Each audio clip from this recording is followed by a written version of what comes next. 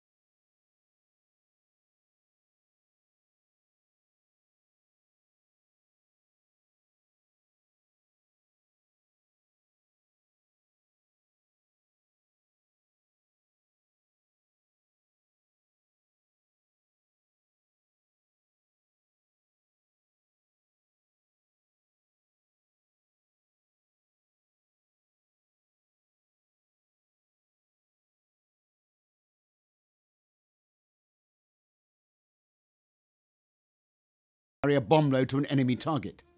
There's no way that he can begin to convey, on that idyllic Palm Beach summer's day, the gnawing fear, the rasping oxygen at 25,000 feet. The sheer physical strain of keeping a 30-ton bomber in the tight formation that was essential for their survival against the onslaught of German fighters. Fighters flown with skill and fierce determination against the American bomber formations. These air gunners, the fortress's only defence, opened fire on the attackers, young men fighting for their collective lives with 50 caliber machine guns against the heavy 20mm cannon of the German Focke-Wulf 190 fighters. Once the fortress has been hit, it becomes a cripple. It falls out of the protective formation, and a fighter closes in for the kill. Coming around to 10. Watson, shall keep your eyes open. Yeah. Breaking 11, breaking 11. I got him. As the Belle's gunners fight for their survival and score a hit.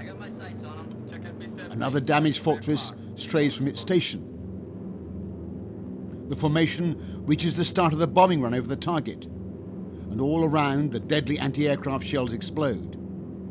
The bombs fall away to the German target 25,000 feet below.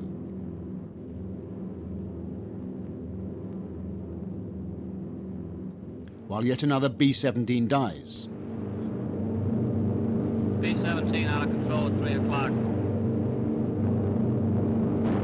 Come on, you guys, get out of that plane. Bail out. Only a few parachutes emerge. But the crew of the Memphis Belle survived their 25th mission over enemy territory, the first of the mighty 8th Air Force to achieve that. Their tour of duty and danger is at an end. Safely back at base, Bob Morgan acknowledges the cheers of the ground crews. The waist gunners know they've faced the enemy fighters for the last time. Bombardier and co-pilot, happy men both, soon to be going home, going stateside, to Asheville, North Carolina, Fort Worth, Texas, to Green Bay, Wisconsin, Chicago, Spokane and Detroit. But first, Captain Bob Morgan pays tribute to the Memphis Belle, which has carried them safely time and time again through that hell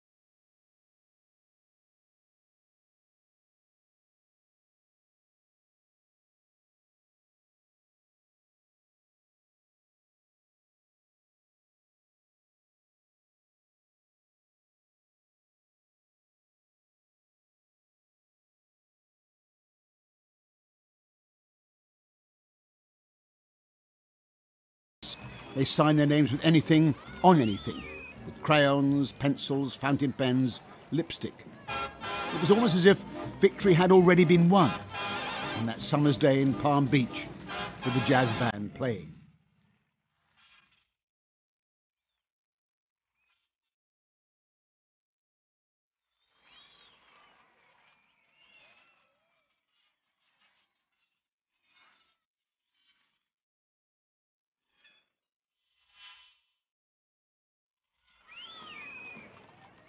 But victory was in fact all too far away, indeed might never be won. The setting, an English farmyard, witnessing the slowly changing seasons, with the village church, little changed for centuries. But in May 1943, this was the gateway to a battlefront. It was Station 121 of the United States 8th Army Air Force.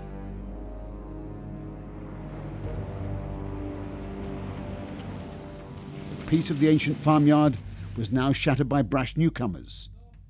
These B-17s belonged to 324 Squadron of the 91st Bombardment Group, one squadron of one group of the mighty 8th Air Force ranged right across Britain. The bombers are quiet at dispersal. Only the ever-present, distant running of aircraft engines to break into the quiet of the English countryside. But the quiet is wholly deceptive, for this is undoubtedly a battlefront. This meadow-fringed base on the edge of a village is the front line of the new war in the air.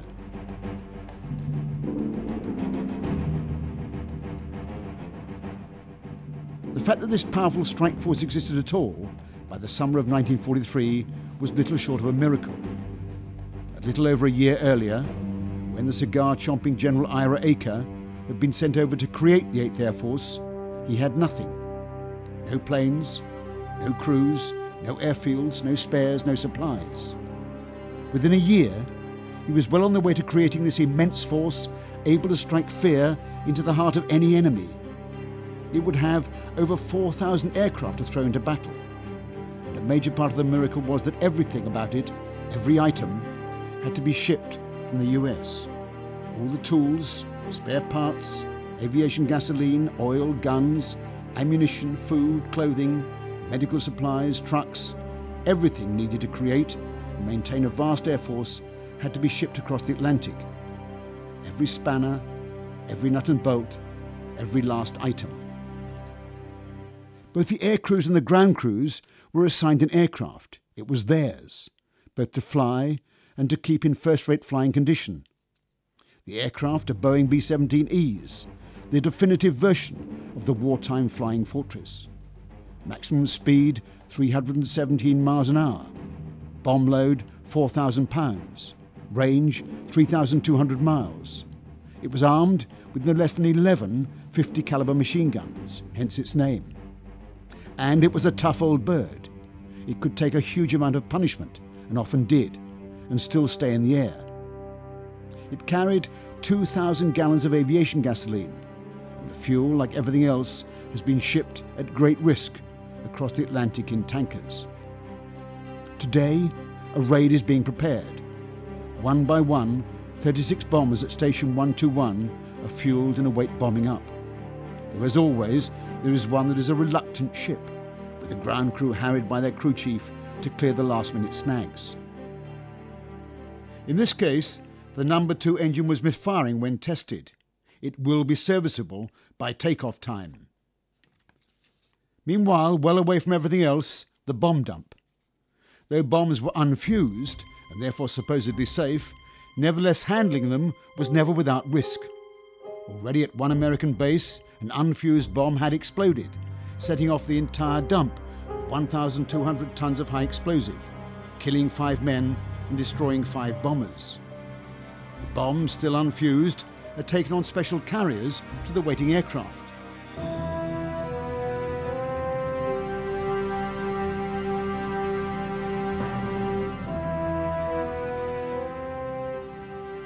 Men may seem relaxed, but they know only too well how dangerous this job is. Indeed, in May 1943, at about the time this actual film was shot, at a nearby base there had been another accident. A 500-pound bomb exploded, setting off several more. 18 men died, 25 were injured. 4 B-17s were written off and a further 11 badly damaged. These men must have known of that accident. They're fusing the same type of bomb as the one which exploded. The bombs were fitted with several different types of fuses. Some intended to delay the explosion of the bomb once it had been dropped, from an hour or so to several days, to cause maximum disruption at the target. The actual locking pin will only be removed by the armourer when the bomb has been secured in the aircraft's bomb bay. But even so, the bomb is now undoubtedly live, ready to be lifted into the waiting bomb bays.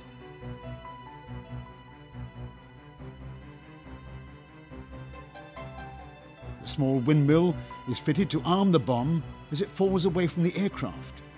And dropped from 25,000 feet, these bombs achieve a terminal velocity of 750 miles an hour, breaking the sound barrier and then smashing through steel and concrete before exploding. They are carefully, very carefully, loaded into the waiting aircraft. The B-17s are now ready to go to war, fueled, bombed up, awaiting their crews. It is now 07:30 in the morning. At 0800, the pilots, navigators and bombardiers, all officers, troop in for the briefing. No one knows the target yet, although the rumours are rife. It's to be a tough one, into Germany itself. The bomber group's commanding officer unveils the target. It's to be the German naval docks at Wilhelmshaven. For Bob Morgan on the left here, this raid has a particular tension. It is his 25th mission, the last of his tour.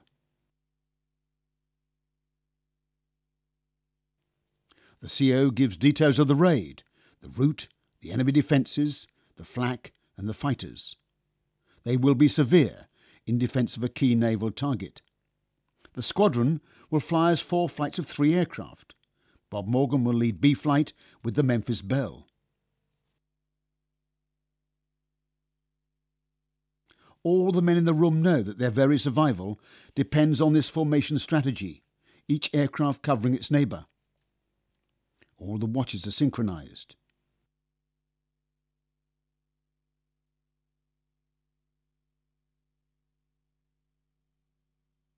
These men also know full well that some will not make it back to the safety of this base.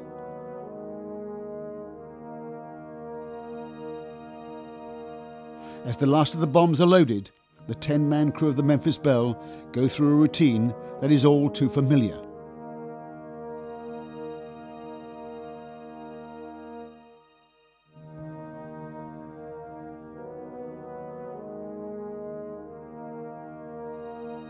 Bob Morgan walks to his aircraft.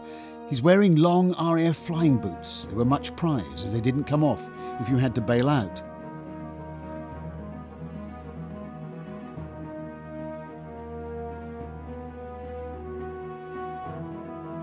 He checks the flight plan with the navigator and talks briefly to the crew that has been through so much together.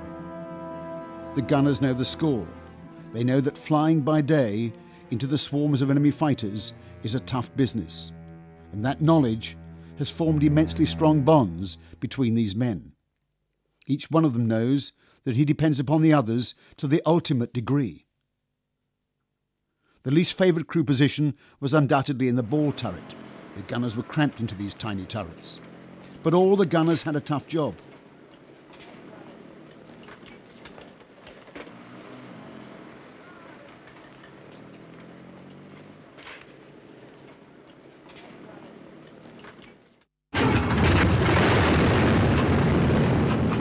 Four engines are American Wright Cyclone radials, delivering nearly 5,000 horsepower in total. They have their problems, but they are tough and reliable. They can carry this 30-ton bird deep into Germany and back.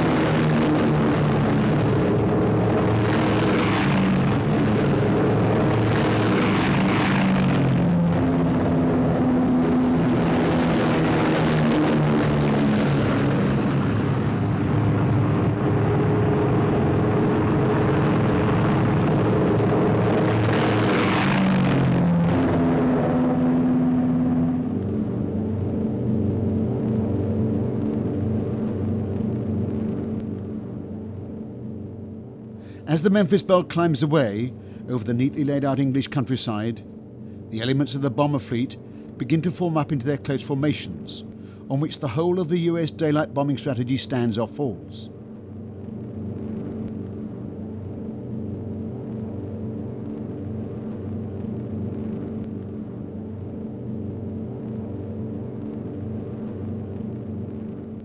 With the big raid, that formation could take up to an hour to assemble. All the while the enemy is listening out for breaches of radio silence to gain early warning of a raid.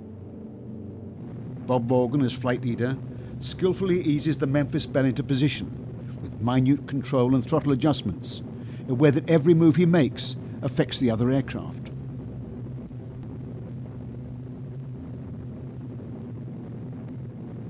Formation flying calls for skill and concentration at any time. When it involved these big and heavily laden bombers, it brought a powerful additional pressure onto the pilots. Once formed up, the bombers climb away at 140 miles an hour, each plane burning aviation fuel at 400 gallons an hour, the big turbocharged engines working flat out. Higher and higher into the thinning air.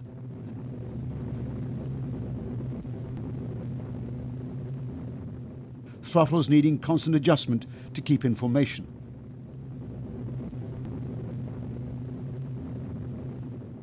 Co-pilot Jim Verinis watches the cylinder head temperatures and oil pressures on the hard-pressed air-cooled engines. Sergeant Bob Hansen copies a routine radio message from 8th Air Force headquarters. In the nose, the bombardier, Captain Vince Evans. Flight engineer Sergeant Harold Locke from Green Bay, Wisconsin, takes up his position manning the top turret, armed with twin 50 caliber machine guns. Film director Major William Wyler checks a camera from Memphis Belle, the movie of a real live raid. Sergeant Quinlan, teenage tail gunner, begins to quarter the sky behind the aircraft. The ball gunner squeezes into his small domain, as the formation will now be showing up on German radar.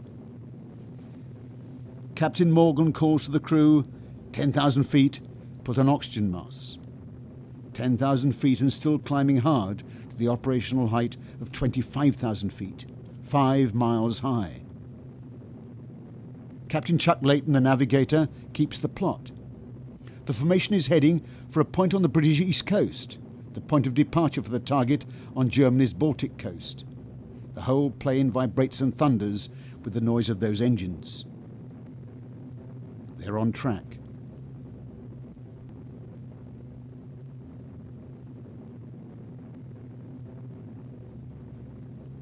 Each man, though vigilant, is alone with his thoughts about this mission. Many aircraft have been destroyed on or near the 25th raid. The number is no protection.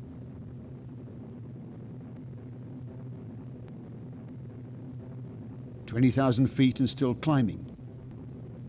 All the aircraft are arranged to a careful plan, evolved by the 8th Air Force's brilliant tactician, Colonel Curtis LeMay. There was a high squadron and a low squadron, each stacked up to afford the heaviest fields of fire against the formation's deadliest threat, the fighters of the Luftwaffe, the German Air Force. To hold these formations called for constant alertness on the part of the pilots. For bombers to fly close was to risk collision. To drop out of formation was to risk being shot down.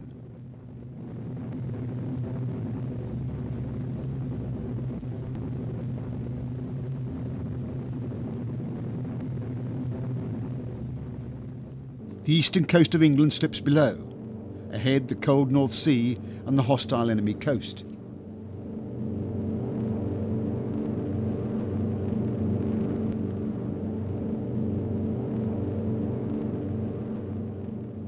There's the low squadron in position. At last, the formation is at operational height, 25,000 feet. This is the outer limit of the air war in the 1940s. As the ships level off in the cruise, the fuel consumption drops to 200 gallons an hour, though some rogue engines are known as gas hogs and have to be watched to stop them draining the tanks. For all the crews in all the aircraft, this is the tension-filled no man's land between the departing friendly coastline and the approaching hostile attack zone.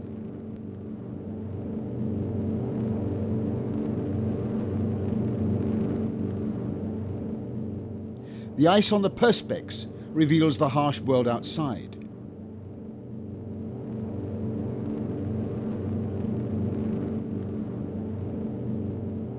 As they cross the enemy coast, the high squadron begins to create the dreaded contrails.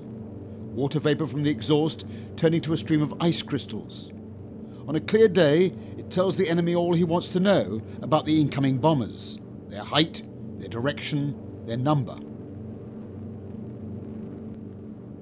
Flying in broad daylight was bad enough. Having the aircraft's position signalled by the condensation trails could invite disaster.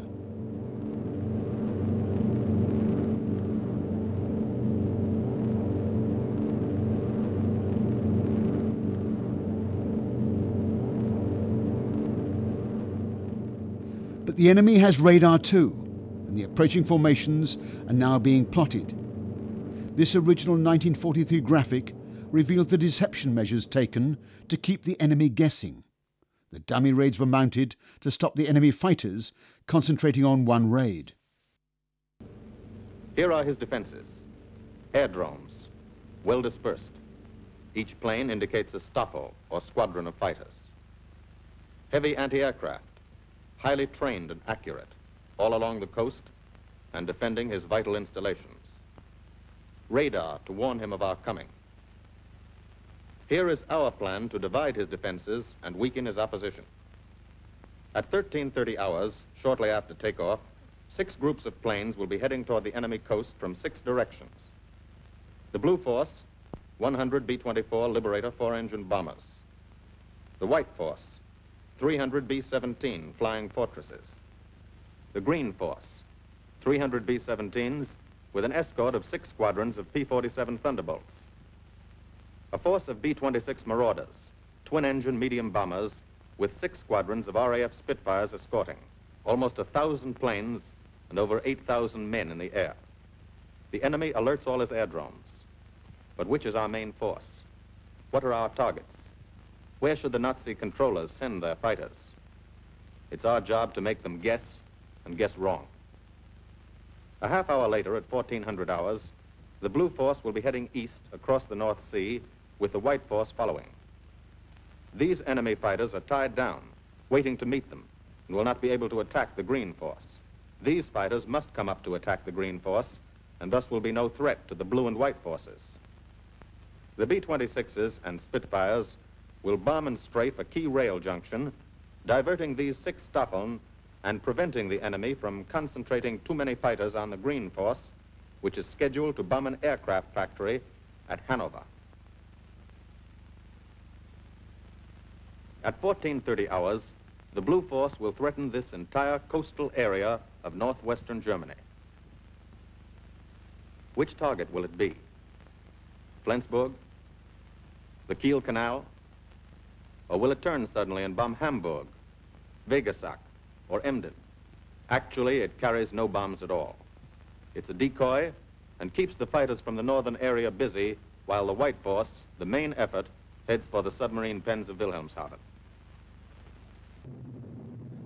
Thank heaven the contrails have ceased, for the formation is now over Germany itself. Below, fighters are about to scramble, and the anti-aircraft gunners are watching their radar plots to get the height, the course and the speed of the bombers. The tight formations close up even tighter. Guns are cocked. All the crews are tense, awaiting the enemy's first strike. For there, 25,000 feet below, is the enemy coast. It is the gateway to Fortress Europe, and it is heavily defended. Bob Morgan, for all his youth and old hand, knows that they're entering the most critical and the most vulnerable phase of the entire mission. The bombers are at the initial point, the start of the bombing run to the target.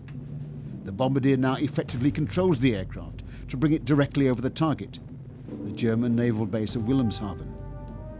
The entire formation must hold its position straight and level from this point all the way to the target. They're sitting ducks.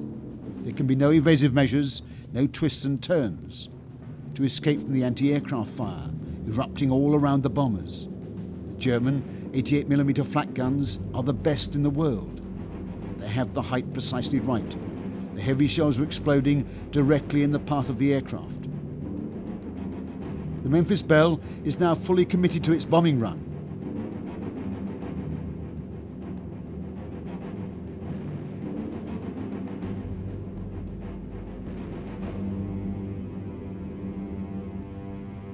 On the ground, smoke pots are set off in an attempt to obscure the vital docks, but the ground wind is too light.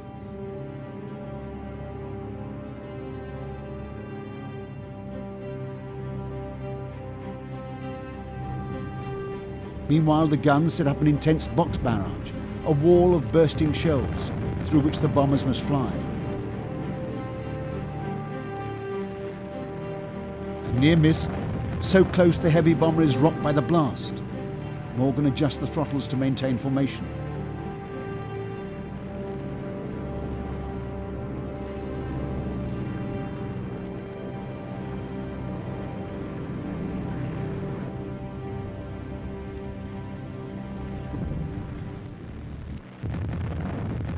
Vince Evans, the bombardier, crouches over his sight, seemingly oblivious to the flak, intent on watching two pointers slowly coming together.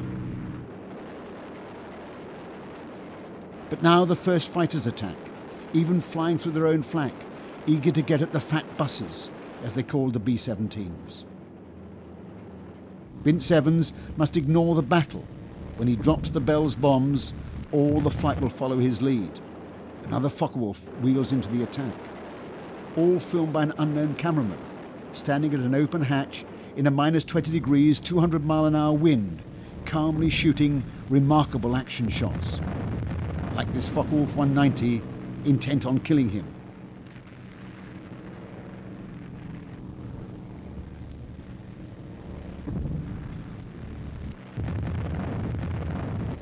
Another bursting shell rocks the left-hand bomber into a near collision with the Memphis Belle. A B-17 up above is hit and begins to trail smoke, but it holds to the bombing run. The flak gets thicker, and the pilot struggles to keep the Memphis Belle straight and level. Where is this target? When will it come? To all the crew, the final run over the target seems like an age, passing in slow motion.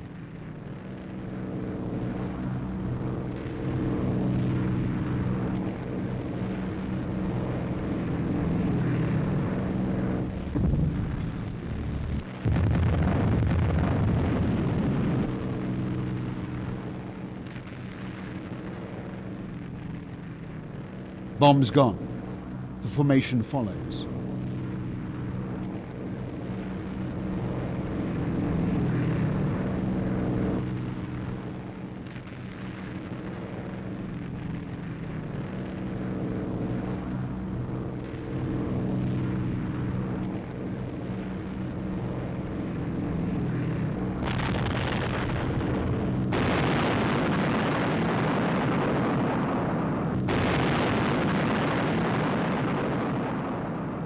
The target is enveloped in smoke and flames.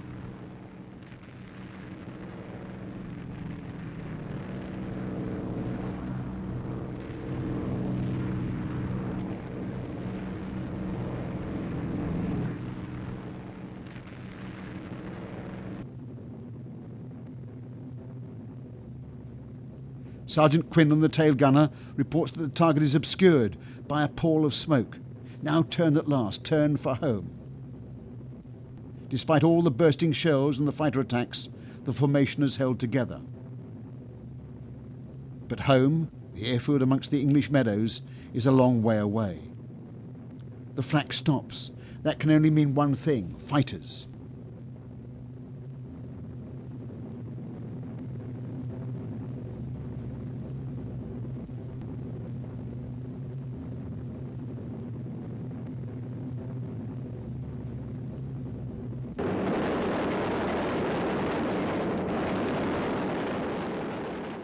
The top gunner opens fire, spent cartridge cases spilling out all around him. It is the waist gunners that have most of the action, as the fighters wheel in from the side, cannons blazing.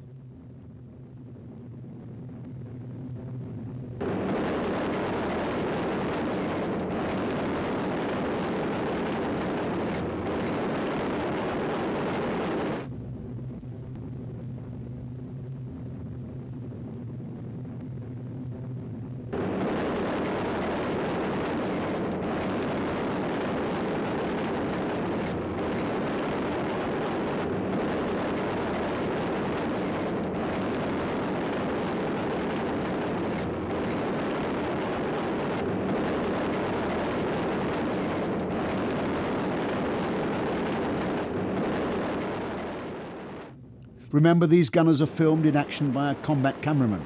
They're not Hollywood actors, but young Americans scared to death, fighting for their lives at 25,000 feet in an alien sky.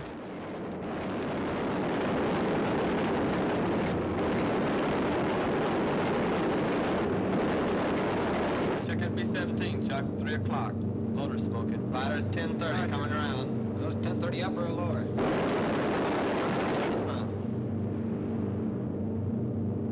B-17 out of control at 3 o'clock.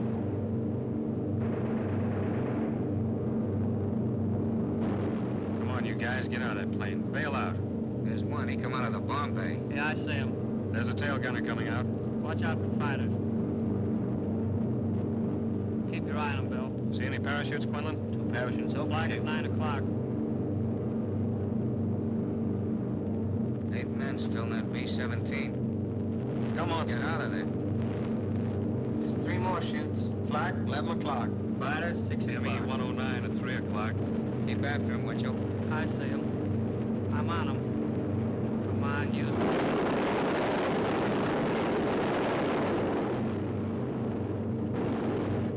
I got him. Quinlan, confirm that fighter. He got him, Chief. Look, he's bailing out.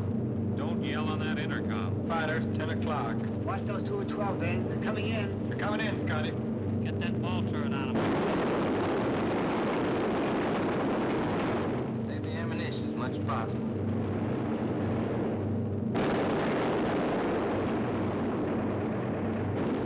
Watch that fighter coming in at 3 o'clock. He's coming in a half roll. Pull her up, Chief. Pull her up.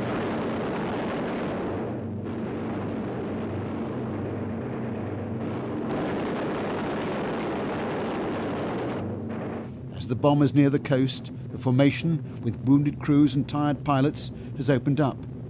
The fighters home in on the stragglers. Another crippled B-17. And cripples are doomed as they slide out of the protection of the formation. At last, the enemy coast. Only the North Sea now lies between the bombers and base. Now it's a case of nursing the engines and coaxing battle-damaged bombers home.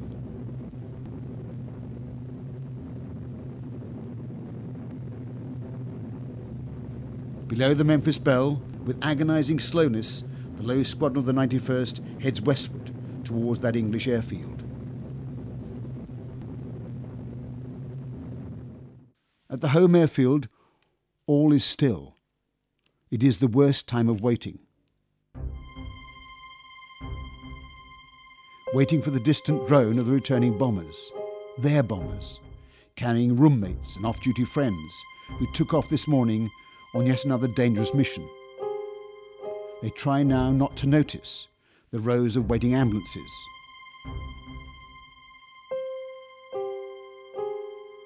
Time passes slowly as the ETA, the estimated time of arrival, approaches. A false alarm as a damaged B-24 from the Blue Deception Force makes an emergency landing. But even as the B-24 lands, there is the sound of those distant engines. The RAF liaison officer and 2 WAFs watch from the control tower. And there's no mistaking it now. Here they come, just specks in the sky. 1,000 men count specks. Some hurry to the dispersal point to wait. Those with binoculars try to read the aircraft numbers. Coloured flares, that means wounded on board, to alert the medics and the ambulances. The men in the base hospital know what that means, to have suffered an agonizing, pain-racked journey home on the metal floor of a freezing bomber. The bombers with wounded on board are given priority to land. As the first bomber makes its landing approach, those watching wonder how many and how badly wounded are they.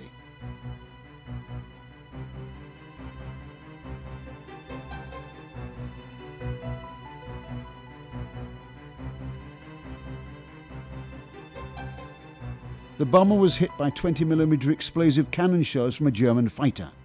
The radio man and a gunner hit by shrapnel, serious but not fatal. The pilot flew the plane back, though suffering from a badly injured leg.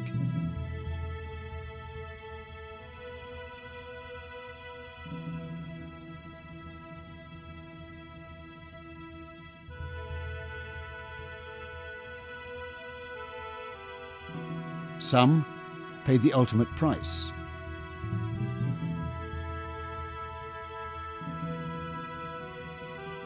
A gunner in one plane is too badly hurt to be moved. A doctor gives him a blood transfusion by the gun he manned.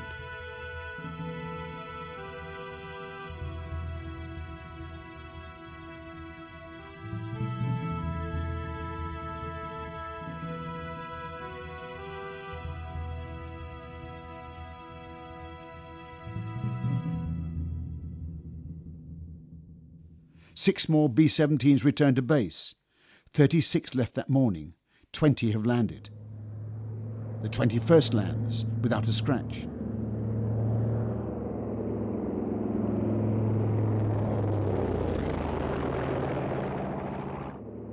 Desperate Journey lives up to her name, returning with a feathered prop on a dead No. 2 engine.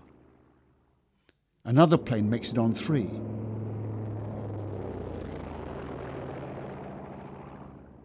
Southern Comfort made it home this time with substantial damage.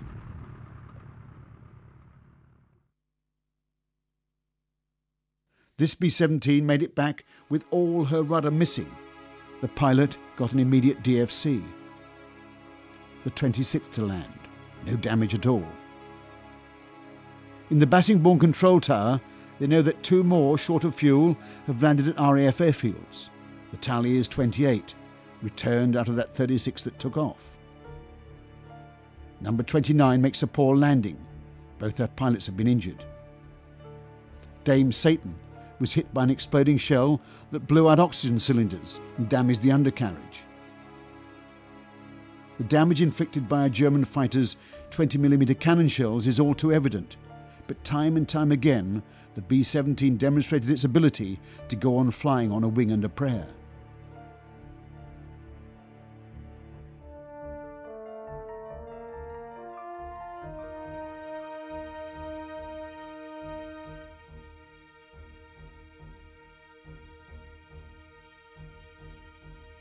The crewmen can indeed smile at their skill and good fortune.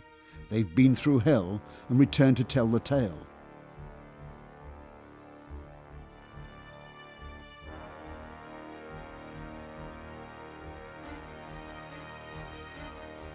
This one made it home after a No. 3 engine fire burnt through wing and elevator. They owe their lives to self-sealing fuel tanks, to the undoubted skill of the pilots and the toughness of the Boeing airframe. And they will be able to recall the precise details of these flights for years afterwards, perhaps all their lives. Old Bill made it home, just. It was attacked head-on and raked with cannon shells. The navigator was killed, both pilots wounded, as was the bombardier, the top turret gunner and the radio man. Out of the entire 10-man crew, only 2 gunners were not injured.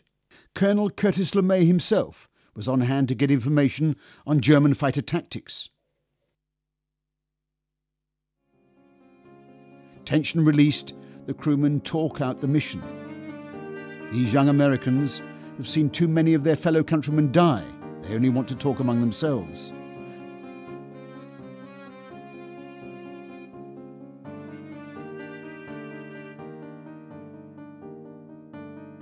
They don't welcome cameramen intruding on their shock and private grief.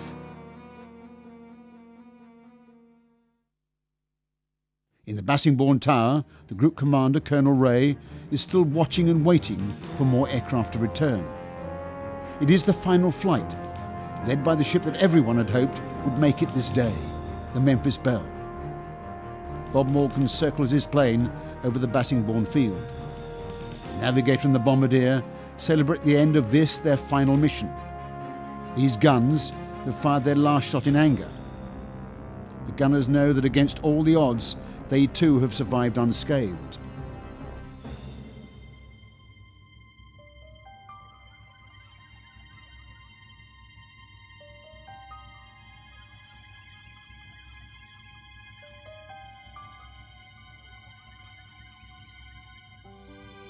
This could be the final approach that the Memphis Belle will ever make at an English airfield.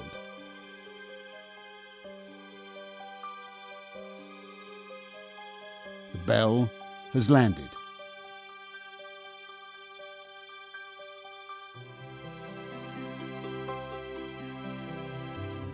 What thoughts flood through Bob Morgan's mind as he eases his plane to rest?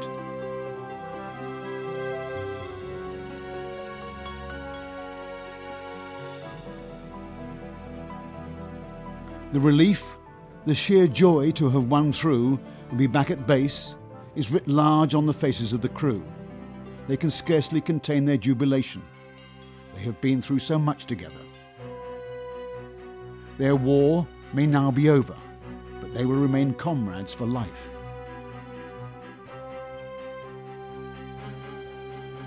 A few days after the final mission, Brigadier General Hayward Hansell from 8th Air Force Bomber Command decorated the crew of the Memphis Belle with a Distinguished Flying Cross. 4 officers of the 6 enlisted men added the award to the proudly worn 8th shoulder badge. Each man is personally congratulated by the young general, himself a pilot. As another fortress taxis out on another mission, the officers and crew stand to attention in the aircraft's slipstream, each with his newly awarded decoration earned in the toughest air front of the entire war. The 9th of June, 1943, a final parade of honour. The man who created the 8th, General Ira Acre himself, arrives to give Captain Morgan his last orders. With the crew at attention, in their flight jackets, the General issues Morgan with orders for a 26th mission, to fly the Memphis Belle back to the United States, to pass on his and his crew's invaluable experience in fighting the enemy to the thousands of aircrew in training there. What no one on that June day could know was that the Memphis Belle apart, not one of the other aircraft seen in this film would survive the war, and very few of the crews. For the 91st Bombardment Group went on to lose a total of 197 B-17s in action, the highest losses of any group in the 8th. For this was not the victory, this was not the end, it was only the beginning. The mighty 8th went on to mount some of the most daring bombing missions of the entire war in pursuit of that objective, to dismantle the German war machine. In doing so, it lost over 5,500 bombers, each with its crew of 10 young American airmen.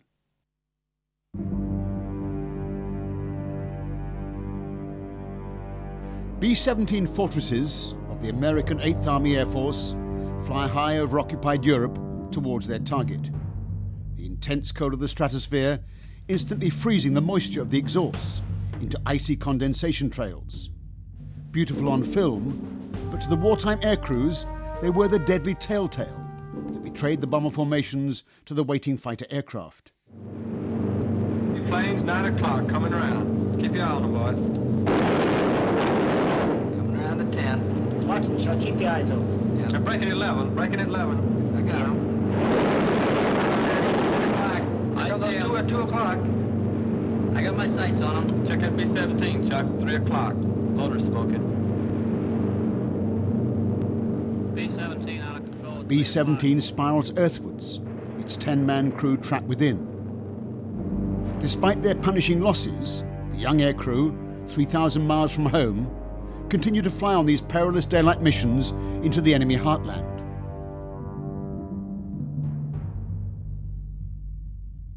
Before the mighty 8th, America had never had a long-range bomber force. It had never needed one. So this was an experiment, a new departure on a huge scale. Day 1 had been on the 17th of August 1942, the base grafted at Underwood in England, United States Army Air Force Station 106.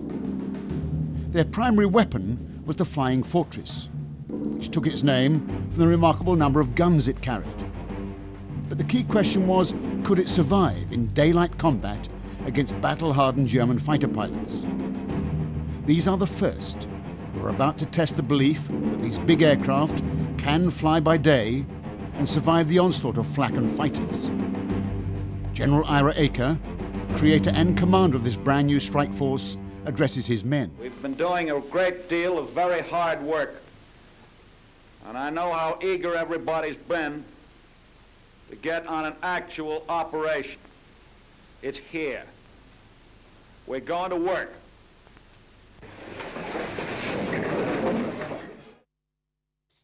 And General Acre was no mere talking general.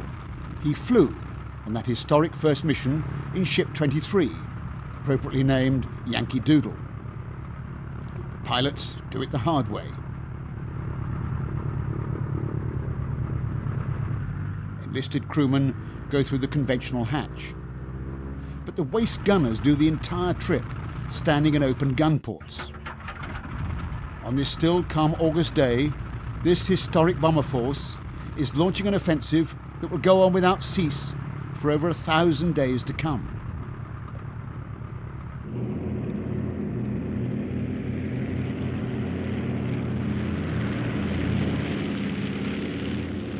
The bombers climb out over an English countryside, golden with the harvest, to wait for the remaining aircraft to lift off.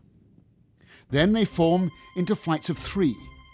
This was the very key to the US bombing strategy. By daylight, they were immensely vulnerable targets. Each plane could only survive if it was covered by its neighbour's guns.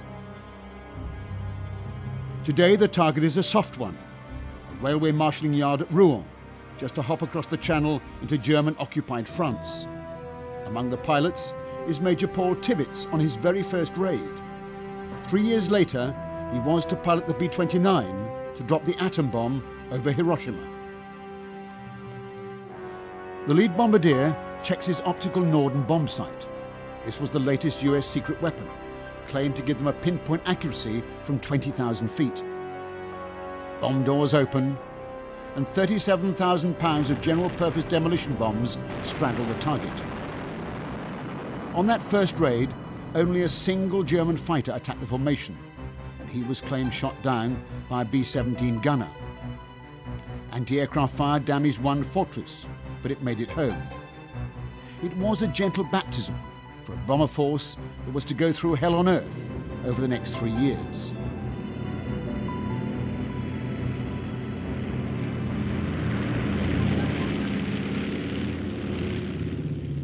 No doubt to the intense relief of his superior, General Spaatz, General Acre returned without a scratch. But the general, chomping on his cigar, knew only too well the mountain that had to be climbed. Today is the first time the American heavy bombers have been in action in this theater, manned by American crews and American squadrons. General Acre, commanding the Bomber Command, led this flight, and he may like to say a few words. Yes, our target was a marshalling yard and a roundhouse for the repair of locomotives. A very large one and a very important one to the German effort. And for the US home newsreels, a carefully staged debrief of one crew. Yes, we got a pretty good burst in our left wing, and looks like some shrapnel in our tail surface. Nobody in the crew? Horizontal tail. No, no one was injured. Nobody hit. Well, as near as you could tell, did all the boys get into the target? Practically all the bombs hit somewhere on the target, and the main bunch of them hit right where they were supposed to. It was indeed only a start, but the build-up was rapid and relentless. And remember, for this new Air Force, every aircraft, every airman, every bomb, and nut and bolt, and spare part to keep it operational, had to be ferried across the Atlantic. It was a remarkable operation, never before attempted by America or anybody else for that matter. And with growing confidence from January 1943, the 8th began to tackle the real objective, to dismantle the mighty German war machine. It was a tough objective, perhaps an impossible one. It meant flying deep into the enemy heartland to attack vital targets such as aircraft factories and oil refineries and ball bearing plants, like the key one at Schweinfurt, attacked first on a famous raid in August 1943. These target names became the epitaphs of thousands of young Americans lost in the cause of unescorted daylight bombing. The Hunters, deadly Messerschmitt Me-109G fighters, armed with 20mm cannon. Fast, beautifully flown, the fighters pounced on the stragglers, their cannon easily outranging the B-17's machine guns.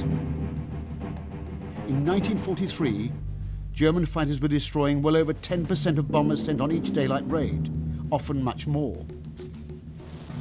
For all their toughness, B-17s, racked by deadly cannon fire, were cut out of the sky.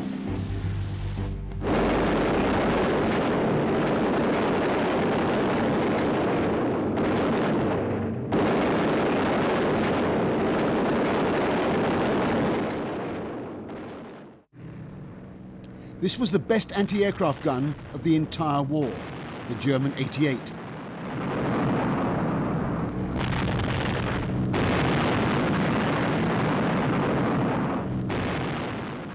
He could hurl a shell 5 miles straight up into the tight formations of the daylight bombers. This gun became a killing machine. Despite flak and fighters, the American belief in, one might almost say obsession with daylight bombing, went on, thanks only to the immense courage of those aircrews who climbed back into their aircraft day after day to go back into that merciless battle.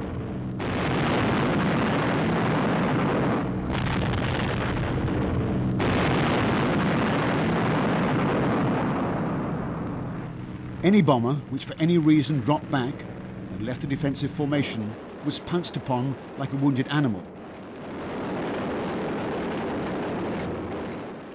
A single parachute opens. That means 9 men remain in the stricken fortress. German fighters, working in pairs, often attack both sides of a bomber. The fortress's gunners desperately try to bring their guns to bear on the attackers. But the classic fighter attack was from astern. Silence the rear gunner and then close in for the kill. The heavy explosive cannon shells inflicted immense damage.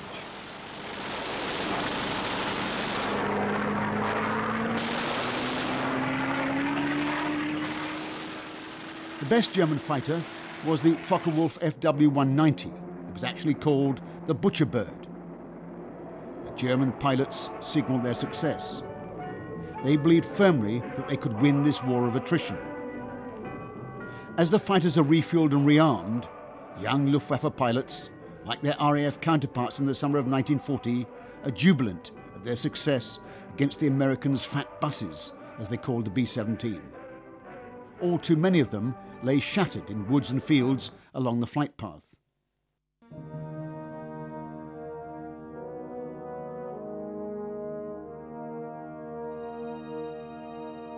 German fighter pilots often went to examine their kills before they were collected and taken to one of the huge dumps of crashed enemy bombers.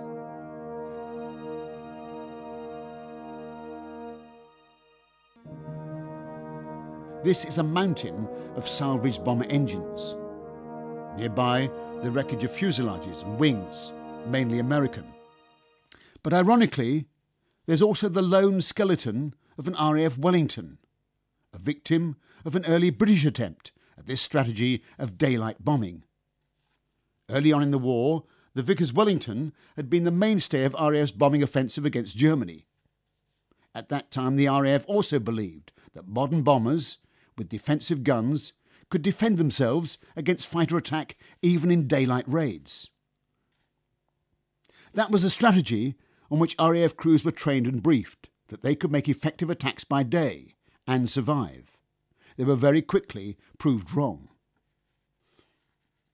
Despite the fact that the Wellington was for its time immensely strong, with reasonable speed and with twin fore and aft power-operated gun turrets, it was totally inadequate to deal with attacks from skilled German fighters.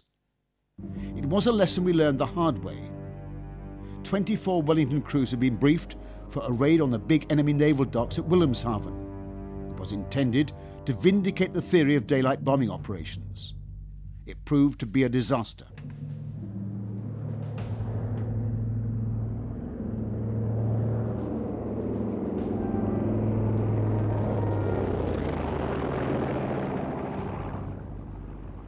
The bombers were immediately detected by radar and fighters were scrambled. Messerschmitt 109Es, flown by battle-hardened pilots who had fought in the defeat of Poland.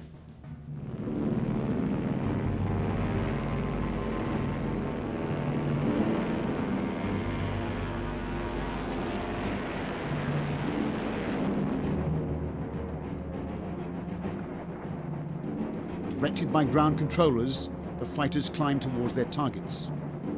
They make visual contact and close in on the RAF bombers to make attacks from each side, well out of reach of the fore and aft gun turrets. Of the 24 Wellingtons, over half were badly damaged or totally destroyed. It was the end of RAF daylight bombing. From then on, the RAF bombed by night, as indeed the Germans had, after their heavy daylight losses in the Battle of Britain.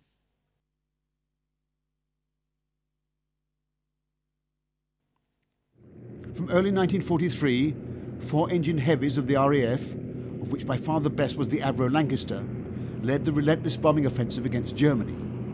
They flew by night. Night after night, hundreds of Lancasters, Stirlings and Halifaxes took off to fly across a blacked-out Europe.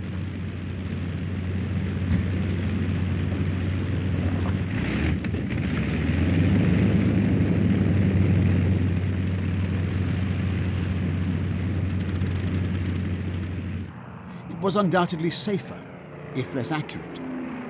To achieve greater accuracy, coloured flares were dropped by special Pathfinder bombers, equipped with electronic navigation aids to mark the target. But it was always accepted that with this area bombing philosophy, there would be widespread civilian casualties, collateral damage, as it's called today. Many RAF night targets would have been attacked by the US 8th Air Force that day, so it became round-the-clock bombing. The destruction was widespread and total.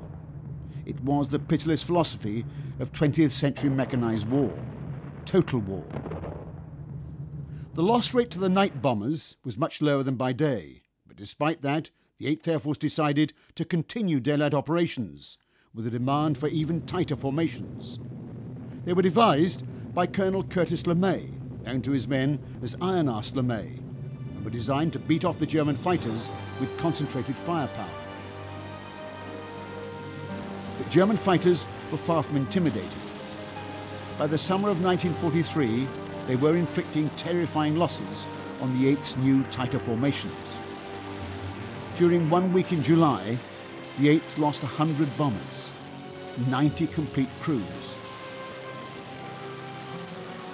No bomber force in the world could bear such losses. Many bombers only just made it home with an engine shot out. Many bombers brought back dead and wounded crewmen. The chances of completing a 25-mission tour unscathed seemed increasingly remote by the winter of 1943. Crew morale was at rock bottom. Clearly the mighty 8th was losing the battle. The concept of daylight precision bombing, to which Spatz and Acre were committed, hung in the balance. It was a desperate crisis. US bomber crews were not trained or experienced in night flying and navigation.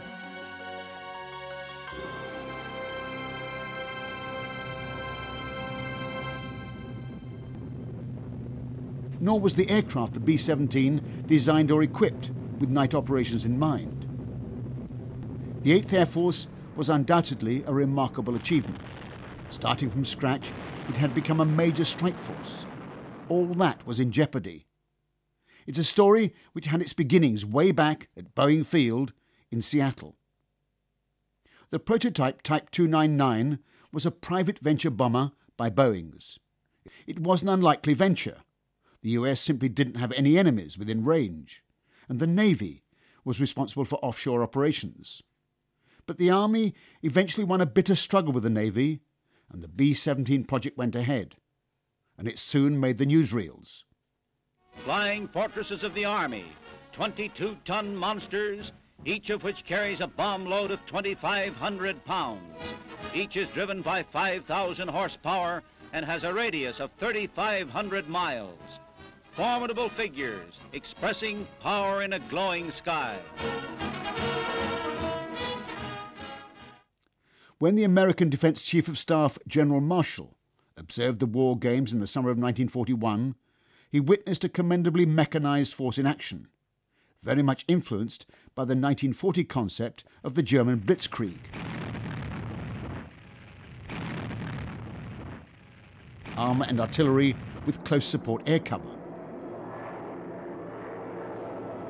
But the role of the Army Air Corps had up till then been seen purely as a tactical bombing and reconnaissance force, with close cooperation between aircraft, armour and artillery on the ground. Though the Douglas A-24 dive bombers had nothing like the numbing power of the screaming German Stukas, which had blasted through Poland and France in 1940. In fact, the A-24 saw little active service with the Army, unlike this early sighting of the GP, or General Purpose Vehicle, or Jeep, which saw plenty. In March 1941, with Pearl Harbor 9 months away, President Roosevelt signed the powerful Lend-Lease Bill, which enabled the ostensibly neutral United States to supply Britain with badly needed weapons, including, as contemporary newsreels declared, military aircraft. More bombers for Britain. With the President's plea spurring the aviation industry, the Lockheed plant goes all out in production of Hudson bombers for the RAF. Wings the British Lion wants and is getting special delivery.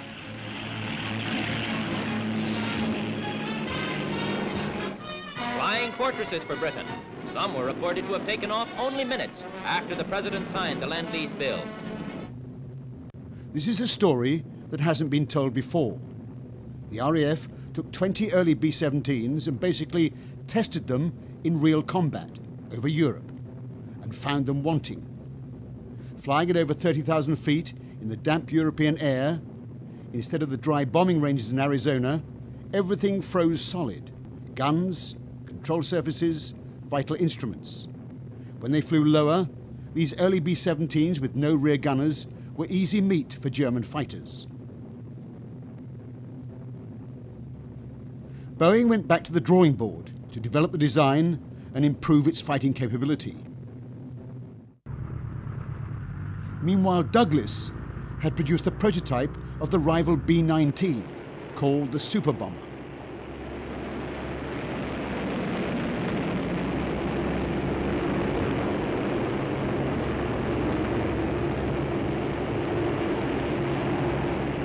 Perfect takeoff, and the big 2,300-pound wheels fold gracefully into the fuselage.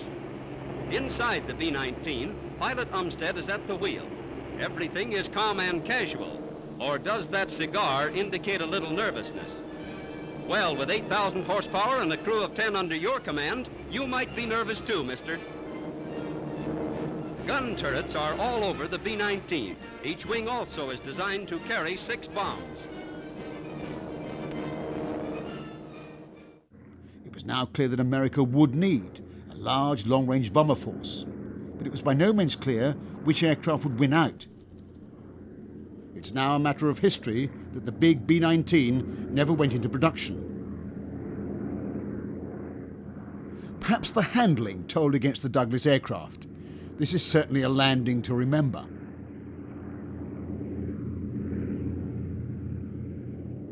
But whatever the reason, the B-19 was ditched, and in the late summer of 1941, when America was being forced to look both ways, east towards an embattled Europe and west towards an increasingly belligerent Japan, a flight of brand new B-17s flew out across the Pacific to Hickam Field, Hawaii.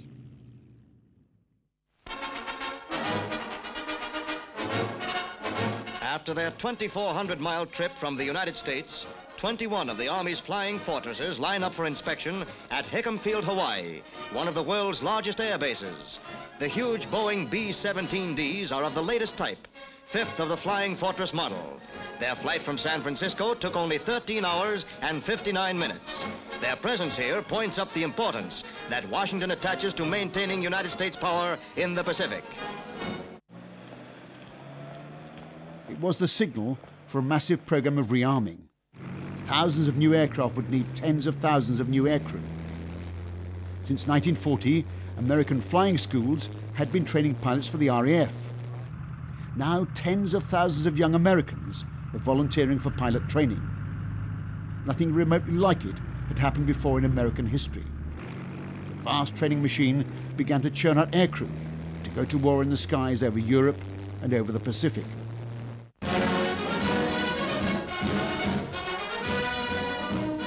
Flying cadets of Uncle Sam's Air Force. From a nationwide network of civilian aviation schools supervised by the Army, they come to Randolph Field. After 10 weeks of primary training, they are ready for the West Point of the air.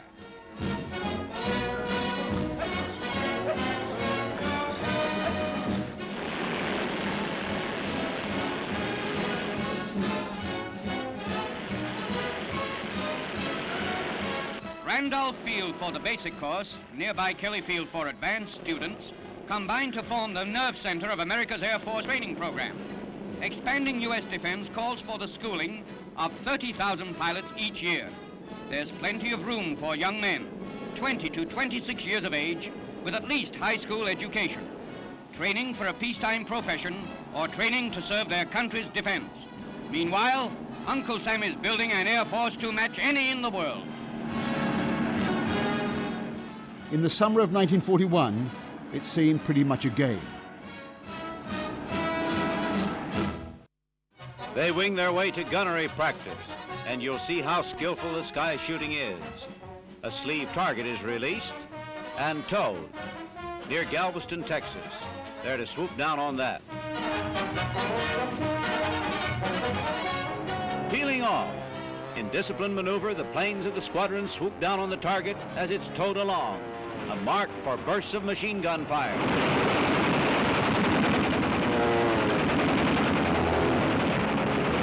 Like long experienced veterans of the Army Air Corps, yet they're Tensaw National Guard aviators in training. They've learned the acrobatic art of air battle, how to shoot down a hostile warplane. In December 1941, what had seemed a game became a grim reality. The bombing of Honolulu as the Japanese, in their stroke of treachery, attacked the city. This is the Waikiki residential section, famed for beauty in the paradise of the Pacific. Vandal havoc wrought by the Japanese bombers. At the upper part of the screen, there you can see them. The people are bewildered by the blow without warning. Water main burst by bombs. These pictures give the city aspect of the sudden sky assault. The military phase, the damage at Pearl Harbor, cannot be shown, according to the principle of not revealing information that might be useful to the enemy.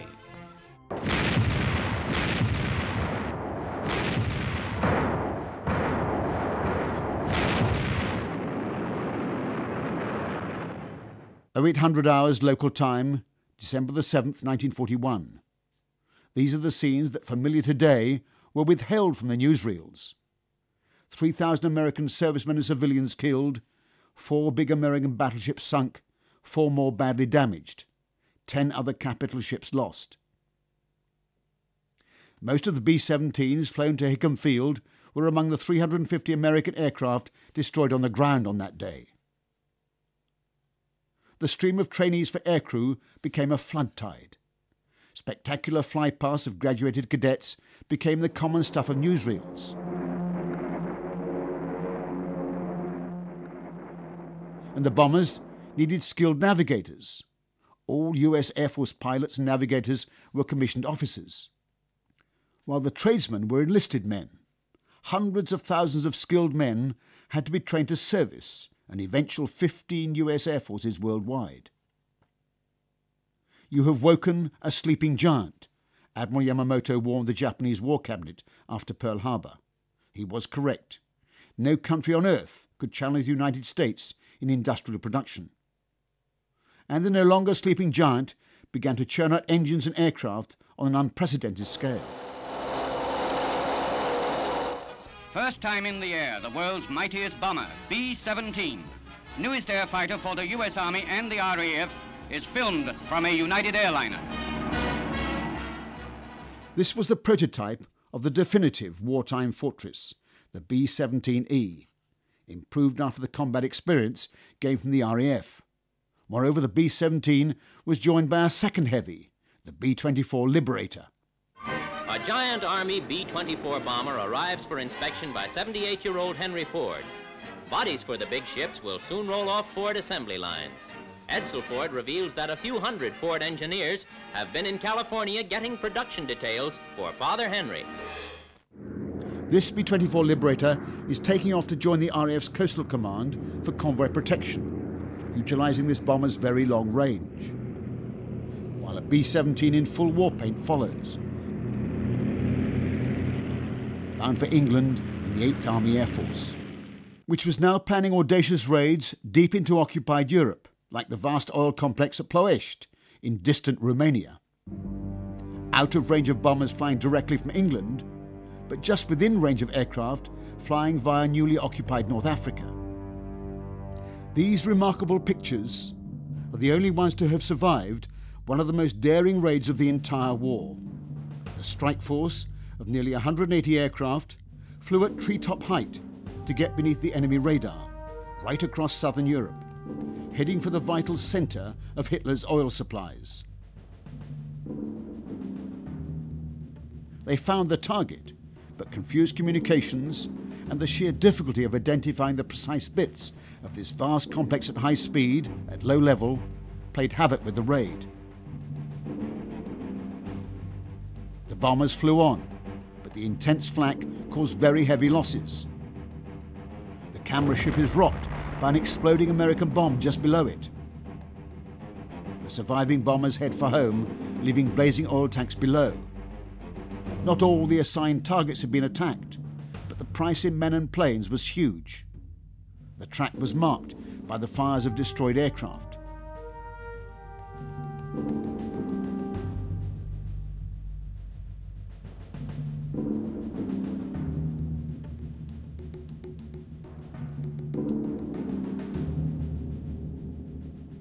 German films record the post-raid damage.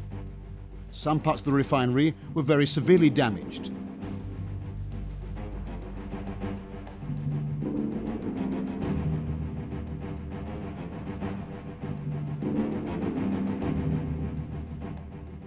But it would have to be attacked again.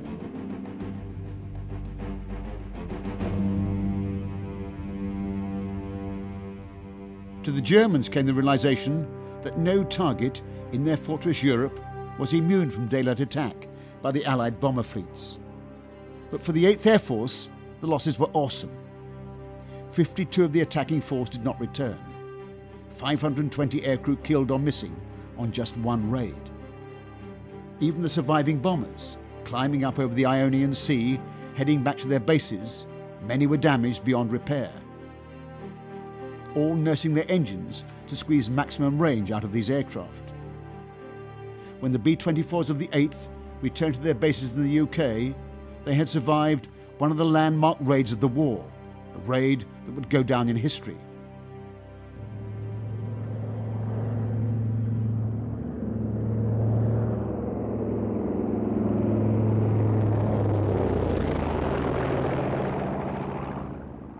But it was a bittersweet occasion. No fewer than 30 of the mighty 8's aircraft failed to make it. No less than 5 aircrew won Congressional Medals of Honor, the highest American military decoration, 2 posthumously. The leader of the 8th Air Force Group on this audacious raid, Colonel Leon Johnson, receives his Medal of Honor. It was the highest number of awards granted to any mission during World War II.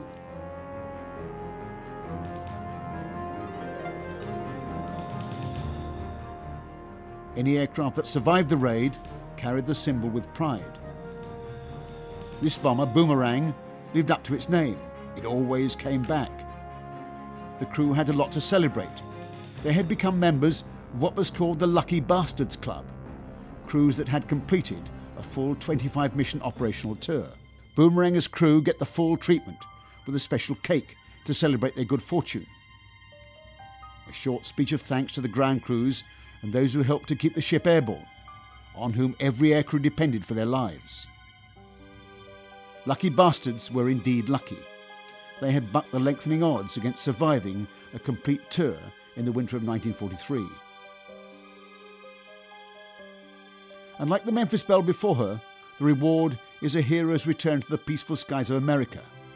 No more flak, no more cannon shells.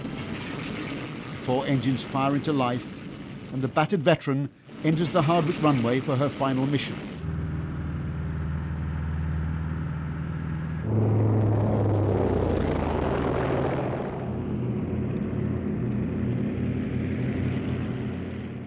Goodbye the mighty 8th, Next stop, America.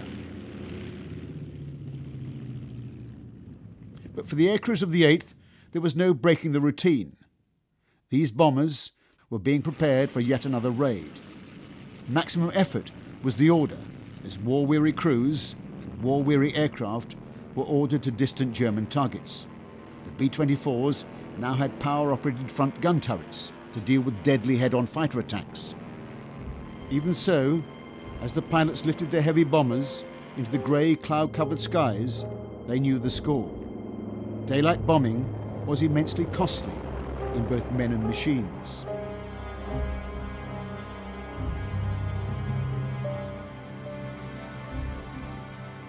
During a second raid on the vital ball bearing plant at Schweinfurt, losses were so severe that all operations were suspended to allow depleted groups to be reformed.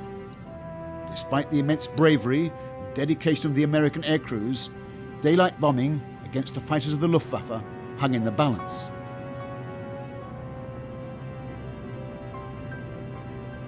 These gunners cocked their guns in readiness.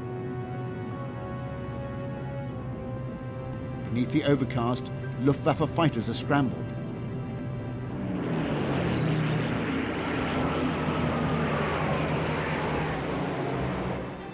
On the seemingly endless approach to the target, the bombers have to fly straight and level. As the bombardier opens the bomb doors, flak erupts over the target.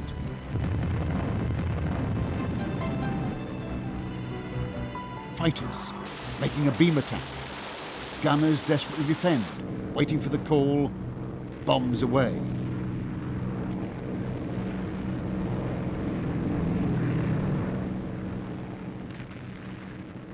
As the formation leader releases the bombs and marker flares to the target, all formation bombardiers follow his lead to ensure maximum concentration of bombs on the target.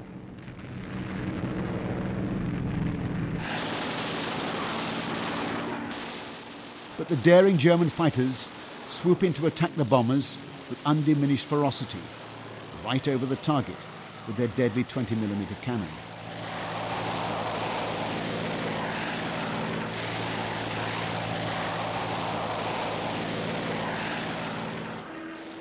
The fighters fly close to try to break up the formations. A Focke-Wulf 190 is hit. As a gunner claims the hit, the captain calls on a crewman to confirm. No doubt about that one, the pilot is bailed out.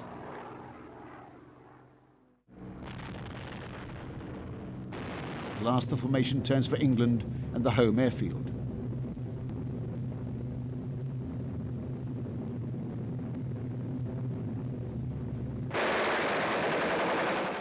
Another fighter hit.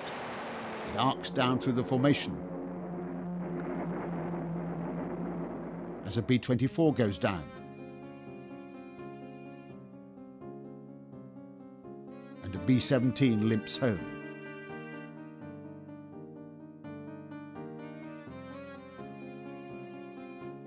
Many bombers land with dead and injured crews, with aircraft that are beyond repair. Crews hack at a damaged aircraft to allow medics to attend men who are trapped inside. A B-24 with a shut-up undercarriage makes an emergency landing and skids off the runway. The pilot thankful for the Liberator's toughness. But now it was clear to all that losses on this scale had become unsustainable. There were only two options: either reduce the scale of operations drastically or abandon daylight operations altogether and join the RAF in its mounting night offensive. However, there was in fact a third option, presented by the arrival of long-range escort fighters. The best escort fighter of the entire war, the P-51 Mustang. A range of 1,500 miles and a speed of 440 miles an hour. Mustangs could outpace any German piston-engine fighters. These aircraft suddenly provided the solution. With long-range auxiliary tanks, they could escort the bombers all the way to Berlin and back, and still have sufficient fuel for combat. It was the turning of the tide, to which the Germans would have no counter. So a new strategy emerged. The fighters' close support would radically reduce bombers' losses. But the superiority of the escort fighters was such that they could in effect challenge the Luftwaffe into a battle of attrition, a battle which the Germans could not possibly win. Luftwaffe pilots did not, like Allied pilots, fly fixed tours. They flew until they were killed or injured. The old ones were combat weary, the young inexperienced, though they all fought with courage and dedication. But now the feared Focke-Wulf 190, the butcher bird, was to meet its match. The hunters became the hunted.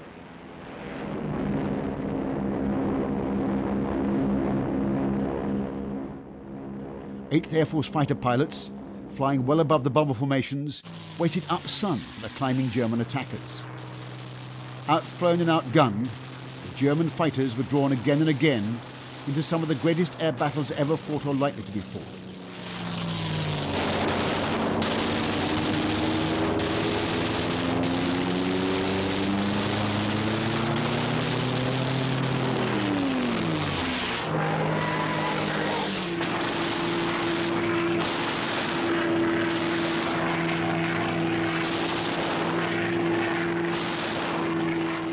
Among the American fighter aces, one was to become well known for his exploits after the war, as Colonel Chuck Yeager, the first to break the sound barrier.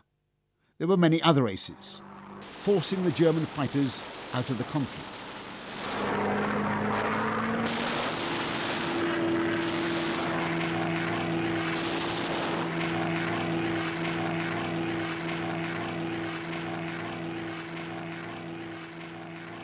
From ground level to the freezing skies above 30,000 feet, there was no escape.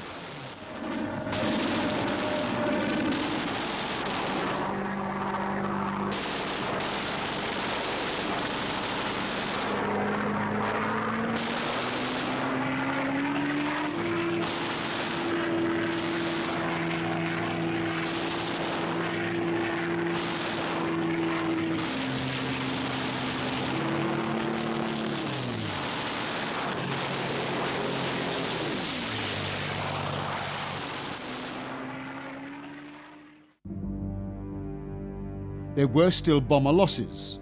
The tighter formation required for good fighter defence meant that the flat box barrage through which the bombers had to fly claimed many casualties.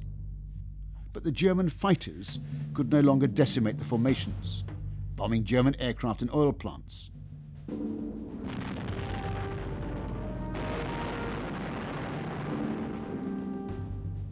By mid-1944, any plant supplying the German Air Force was targeted.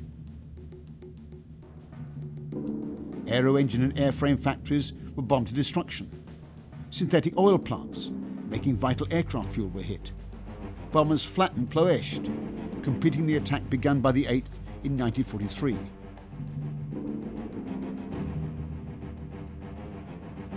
The Germans, by brilliant dispersal strategies, actually increased fighter production in 1944.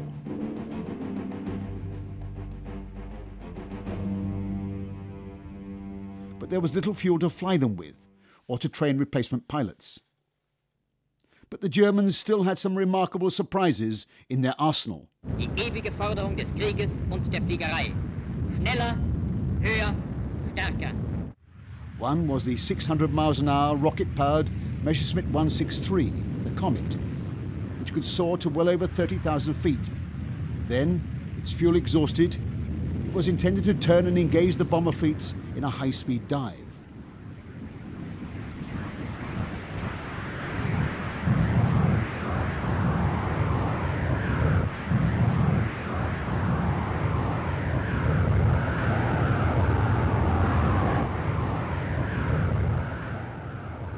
The plant making its fuel was bombed. The 163 was grounded.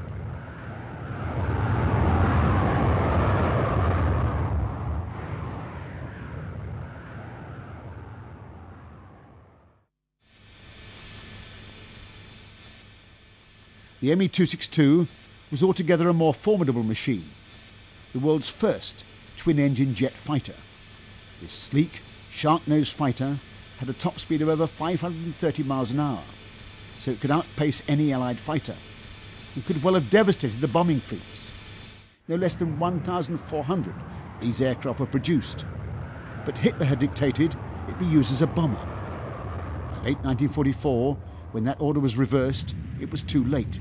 There were too few of these magnificent machines to affect the balance of air power. After the war, General Galland, the German fighter chief, said that if he'd had the 262 in 1943, which would have been possible, he could have stopped the bombing campaign in its tracks. Other tactical options open to the German fighter controllers were ignored. They could have attacked the long-range escort fighters as they crossed the German frontier, forcing them to jettison their drop tanks.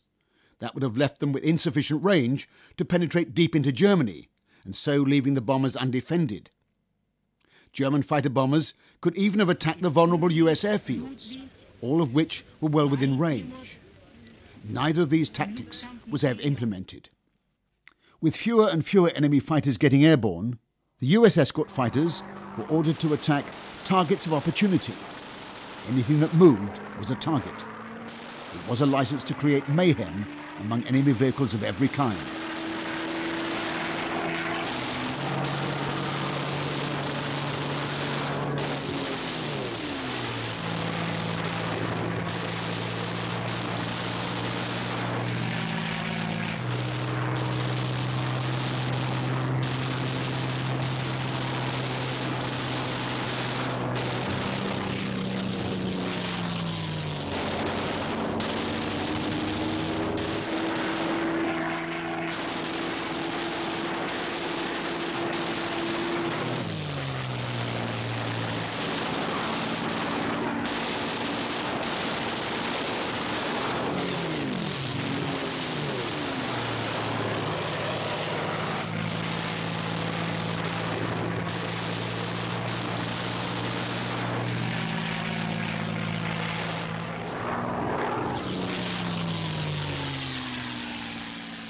As D-Day approached, the mighty 8th became a major tactical support force. They attacked troop concentrations, supply dumps, fortifications on the coast of northern France, all to prepare for Operation Overlord, D-Day, the 6th of June 1944, the liberation of occupied Europe, the greatest combined landing assault in all of military history. Medium Mitchell bombers of the Tactical Air Force attacked with little fighter opposition, thanks to the 8th's massive daylight offensive against the enemy infrastructure. The results of the ground battles were dependent on air superiority, which the Allies had achieved. German armour was devastated from the air. By February of 1945, the Allies had reached the Rhine. In close support, bombers of the 8th dropped supplies for the paratroops on the ground, going in against intense fire from German defences. The massive force of airborne troops in gliders were towed directly from the English bases into their assault landing zones. A highly symbolic moment. A lone B-24 bomber of the 8th crosses the Rhine unopposed, followed by others attacking German targets right up to the end of the European War. A flight of bombers of the 8th peels off after their final mission over mainland Europe. The European War was over. The English countryside, which had become so familiar a refuge to American crews, was, after 6 years of war, at peace.